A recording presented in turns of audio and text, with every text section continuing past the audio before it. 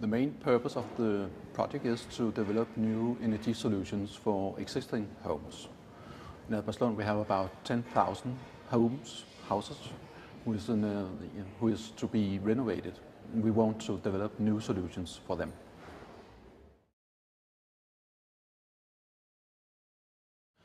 We expect to develop new solutions that can be used not only in the city of Albertslund but also in Denmark and throughout Europe.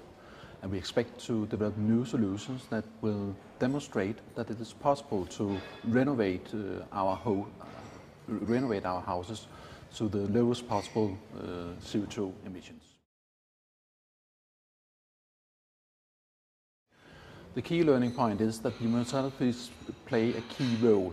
We know the stakeholders in this field, we know the manufacturers, we know the residents, and we have the ability to bring people together, bring the organizations together, and develop new solutions.